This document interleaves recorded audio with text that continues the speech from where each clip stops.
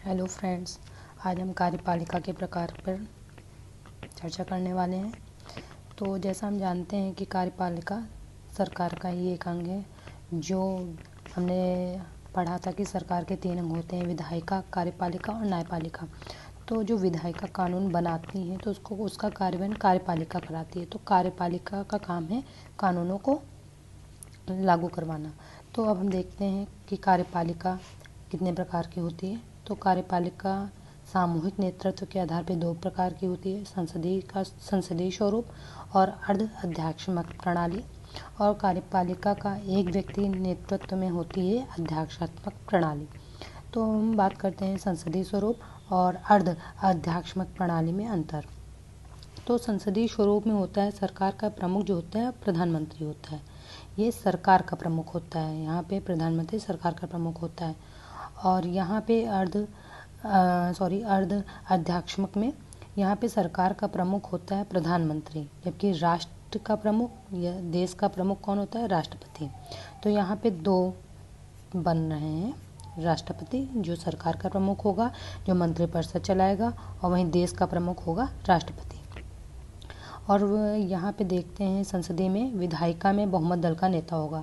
जो विधायिका में यानी लोकसभा में या विधायिका में लोकसभा या राज्यसभा कोई भी हो सकती है वहाँ पे, या एक ही दल हो सकता है। तो विधायिका में जिसका बहुमत होगा उसी दल का नेता प्रधानमंत्री बनेगा। और यहाँ पे होगा कि दोनों का प्रत्यक्ष चुनाव, दोनों का यहाँ पे जो चुनाव प्रणाली होती है वो प्रत्यक्ष रूप से चुनाव होता है। और ये जो प्रधानमंत्री होगा या सरकार का प्रमुख होगा वो विधायिका के प्रति जवाबदेह होगा। वो यानी कोई नीति बनाएगा तो विधायिका के प्रति जवाब देगा। यानी जो कानून है उसको अगर बना रहा है तो भी उसको संसद में पेश करेगा कि आपने ये सड़क योजना लाई थी तो आपने सड़क कितनी बनाई है, और इस तरह के कई सारों सवालों के प्रति वो जवाबदेह होता है। और एक जवाबदेह वो सब होता है कि उसका जो बहुमत है वो है कि नहीं। अगर वो बहुमत नहीं होता है तो अविश्वास प्रस्ताव के माध्यम से उसको हटा दिया जाता है। और इसमें देखते हैं, इसमें ये जो पीएम और मंत्रिपरिषद होते हैं वो विधायिका के प्रति जवाबदेह नहीं होते हैं। यानी वे जिस समय के लिए चुन के आते हैं उतने समय के लिए होते हैं, उनको हटाया नहीं जा सकता। और विधायिका में उनके प्रति क्वेश्चन भी नहीं किए जा सकते हैं, जिससे वो जवाबदेहिता उनकी बने। तो संसदीय रूप में देखते हैं देश का प्रमुख जो होता है, हमने यहाँ बात की सरकार के प्रमुख की, जो प्रधानमंत्री होता है। वहीं देश का प्रमुख यहाँ पे तो राष्ट्रपति होता था, यहाँ पे 2 हो सकते हैं, हो नहीं सकते मतलब होगा एक ही। इसके माध्यम बताएं 2। जैसे राजा होगा तो वो उसको बोलेंगे संवैधानिक राजतंत्र। अगर राष्ट्रपति बनाएंगे अप्रत्यक्ष रूप से चुन के तो उसको बोलेंगे संसदीय गणतंत्र। राजा आएगा तो जैसे राजा है, उदाहरण हम देखते हैं ब्रिटेन में संवैधानिक राजतंत्र है, जबकि वहीं भारत में संसदीय गणतंत्र है, क्योंकि राष्ट्रपति का चुनाव होता है। जैसे कि अभी हम देख रहे हैं राष्ट्रपति चुनी जा रही हैं द्रौपदी मुर्मू, तो उनका चुनाव होगा और चुनाव के अंतर्गत उनको राष्ट्रपति का पद दिया जाएगा। और ये दोनों जो हैं ये औपचारिक शासन प्रमुख होते हैं। जिस प्रकार से राजा चुना जाएगा उसके के अकॉर्डिंग उसका संसदीय स्वरूप होगा। अब हम देखते हैं एक व्यक्ति के नेतृत्व में अध्यात्मक प्रणाली। तो यहाँ पे जो राष्ट्रपति होता है वही दोनों का प्रमुख होता है, वो देश का भी प्रमुख होता है और सरकार का भी प्रमुख होता है। चुनाव प्रत्यक्ष रूप से होते हैं, जवाबदेहिता उनकी बिल्कुल नहीं होती है विधायिका के प्रति, क्योंकि वहाँ पे विधायिका और कार्यपालिका अलग अलग होती हैं। जबकि संसदीय स्वरूप में हमें पता है विधायिका और कार्यपालिका जुड़ी होती हैं, मतलब विधायिका से ही बहुमत होता है तो वही कार्यपालिका में आ जाता है, और कार्यपालिका वाला फिर विधायिका के प्रति जवाबदेह हो जाता है। यहाँ पे जब कार्यपालिका और विधायिका जब अलग अलग हैं, तो ये विधायिका और कार्यपालिका जब अलग अलग हैं तो इनकी जवाबदेहिता बनती नहीं है, क्योंकि दोनों अपना अलग अलग काम करेंगे। अब हम देखते हैं कार्यपालिका का स्वरूप। जैसे हमने जाना कि हमारे इंडिया में संसदीय स्वरूप है, और ये अध्यात्मक प्रणाली कहाँ पे है? तो ये यूएसए में है। यूएसए में राष्ट्रपति है जो दोनों का प्रमुख होता है। और हम देखते हैं यहाँ भारत की कार्यपालिका का स्वरूप, यहाँ पे कैसा स्वरूप है? तो संसदीय स्वरूप है। तो ये कहाँ से लिया? ये स्रोत जो है वो ब्रिटेन का है, यानी संसदीय स्वरूप वहाँ पे संसद जो संसदीय स्वरूप लिया गया है वो ब्रिटेन से लिया गया है। अब इसकी विशेषताओं पर नज़र डालते हैं। विशेषताएं इसमें है नामित एवं वास्तविक कार्यपालिका, आर्टिकल 74 के तहत है। कि आर्टिकल 74 में ये दिया गया। नामित यानी कि नामित कौन होता है? नामित होता है हमारा राष्ट्रपति। हमें पता है राष्ट्रपति केवल नाम का प्रमुख होता है, और वहीं वास्तविक सारी शक्तियाँ किसके पास होती है? पीएम के पास। पीएम जो भी चाहता है वो करवा लेता है। पीएम ही अपने मंत्रियों की नियुक्ति भी कराता है, मंत्रियों का नाम देता है, राष्ट्रपति केवल उसमें मोहर लगाता है। तो कभी कभी नहीं ऐसा कहा जाता है कि राष्ट्रपति केवल मोहर लगाने का एक राष्ट्रपति केवल स्टैंप की भांति काम करता है। आर्टिकल 74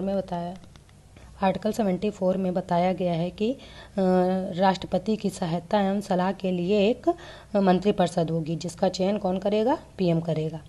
तो उसमें कैसा पता हो गया ना कि ये नामित ही है, केवल नाम के लिए है। तो दूसरी विशेषता है बहुमत प्राप्त दल का शासन। जैसे पता है विधायिका में जिसका बहुमत होगा वो उसी दल का एक नेता बनेगा, वो जिसको बहुमत प्राप्त होगा। और अगर बहुमत प्राप्त नहीं है तो गठबंधन की सरकार आएगी। तो राष्ट्रपति कहेगा गठबंधन की सरकार में जिसके पास ज़्यादा बहुमत है वो अपने दल का नेता बनाएगा, यानी प्रधानमंत्री बनाएगा। सामूहिक उत्तरदायित्व। इसमें सामूहिक उत्तरदायित्व तो कैसे है? जो बनेगा, जो कार्यपालिका बनती है वो संसद के सामने सामूहिक उत्तरदायित्व देती है, यानी अपना बहुमत सिद्ध करती है। अगर उसके पास बहुमत नहीं है तो उसको अविश्वास प्रस्ताव के माध्यम से उसको हटाया जा सकता है। राजनीतिक एकरूपता। संसदीय स्वरूप में राजनीतिक एकरूपता होती है, यानी कि जो एक पार्टी होती है उसके राजनीतिक हित एक ही तरीके के होते हैं। और दोहरी सदस्यता। यहाँ पे दोहरी सदस्यता होती है, जो वो विधायिका के भी होते हैं और कार्यपालिका में भी होते हैं, क्योंकि विधायिका से ही हमें पता है कार्यपालिका में चुन के आते हैं। प्रधानमंत्री का नेतृत्व। प्रधानमंत्री ही नेतृत्व करता है। कैसे? प्रधानमंत्री मंत्रियों के नाम देता है तो राष्ट्रपति उस पर मोहर लगाता है। प्रधानमंत्री चाहे तो मंत्रियों को निकाल भी सकता है, और प्रधानमंत्री चाहे तो निचले सदन का विघटन भी करा सकता है। जैसे पता है निचले सदन का विघटन यानी कि निचला सदन यानी कि लोकसभा। और गोपनीयता जब मंत्रिपरिषद होती है, जो संसदीय स्वरूप की एक मंत्रिपरिषद होती है, तो वो गोपनीयता की शपथ लेती है। तो वो शपथ कौन दिलाते हैं? वो राष्ट्रपति दिलवाते हैं। अब इसके देखते हैं स्वीकार्यता क्या क्या है। हमने जो ब्रिटेन से संसदीय स्वरूप लिया है तो वो इसकी स्वीकार्यता किस प्रकार है? क्यों हमने अध्यक्षीय प्रणाली नहीं ली, क्यों हमने संसदीय स्वरूप लिया? तो हम देखते हैं, तो ये था हमारी व्यवस्था के निकट। हमें पता है कि जो ब्रिटिश आए थे उन्होंने हमारे भारत पर रूल किया था, तो इस प्रकार उन्होंने जो व्यवस्था निर्मित की थी वो अपने अकॉर्डिंग निर्मित की थी, और उसी व्यवस्था के अकॉर्डिंग ही हमारी व्यवस्था समझ में आ रही थी। तो व्यवस्था की निकटता देखते हुए हमने भी संसदीय स्वरूप बनाया। और उत्तरदायित्व को अधिक वरीयता। यहाँ पे उत्तरदायित्व को अधिक वरीयता दी गई है, यानी कि जो प्रधानमंत्री है उसकी जवाबदेहिता अधिक है। जबकि अध्यक्षीय प्रणाली में पता है कि वहाँ पे स्थायित्व अधिक है, यानी 4 साल के लिए चुन के आई सरकार तो 4 साल रहेगी। लेकिन वहाँ पे उत्तरदायित्व नहीं है, यानी जवाबदेह नहीं है। जबकि यहाँ हम जानते हैं कि यहाँ पे कार्यपालिका जवाबदेह है। तो जो हमारे संविधान निर्माता थे उन्होंने सोचा कि स्थायित्व भले ना हो पर लेकिन उत्तरदायित्व को अधिक महत्वता प्रदान की उन्होंने। विधायिका एवं कार्यपालिका के टकराव को रोकने की आवश्यकता। यहाँ पे विधायिका एवं कार्यपालिका के टकराव को रोकने की आवश्यकता थी, इसलिए उन्होंने संसदीय प्रणाली का स्वरूप ब्रिटेन से उठा लिया।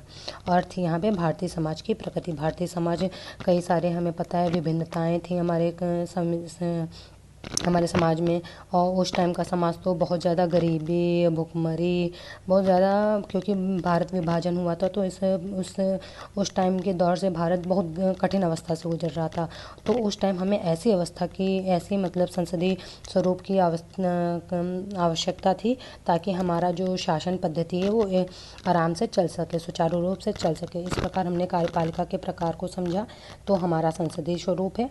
और हमने कार्यपालिका के संसदीय स्वरूप को देखा कि इसकी क्या क्या विशेषताएं हैं और ये कैसे हमारे ब्रिटेन से निकटता है, ब्रिटेन से कैसे ये स्वीकार किया गया।